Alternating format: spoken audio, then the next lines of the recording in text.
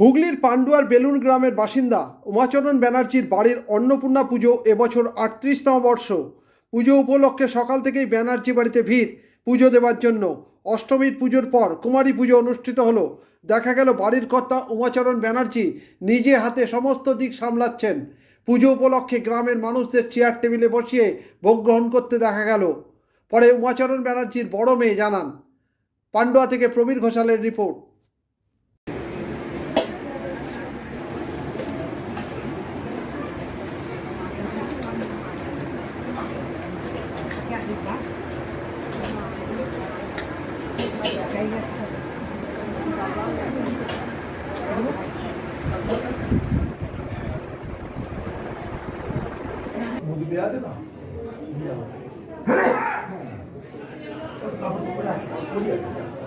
বলুন এতে জল ছেড়া এতে ভগ দ্রব্যেভ্যো নমঃ এতে গন্ধ পুষ্পে নারায়ণটা পায়।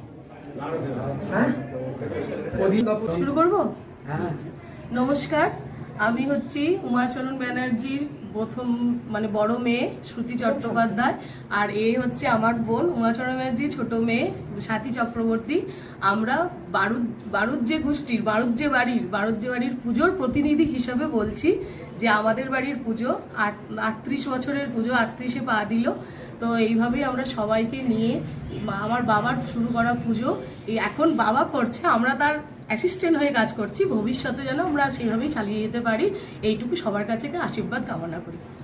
আজকের এই পুজোর যে মা অন্নপূর্ণার আরাধনার মেন যারা কারিগর, ইনি হচ্ছেন মা অন্নপূর্ণার আরাধ্য যে ইনি হচ্ছেন উজ্জ্বল চ্যাটার্জি, আর ইনি হচ্ছেন চন্দ্রনাথ বন্দ্যোপাধ্যায়। আর এটা বলুন যে অন্নপূর্ণা অ্যাকচুয়ালি এই অন্নপূর্ণা পুজো বাসন্তী পুজোর অষ্টমীর দিন পুজো হয়। সকালবেলা থেকে অষ্টমীর পুজো, তারপরে ভোগ আরতি, তারপরে কুমারী পুজো, হোম যজ্ঞ, সব সারাদিন ধরে পুজো চলে।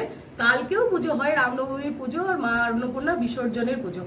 আর আমরা অন্নপূর্ণা পুজো করলে অন্নক্ষেত্র করতে হয়, তো আমাদের সাধ্যমতো আমরা যতগুলো মানুষকে পারি অন্ন বিতরণ করি, ভোগ বিতরণ করি। তো সেটাই যেন আমার বাবা করে আসতে পারে, আমরাও যেন করতে পারি।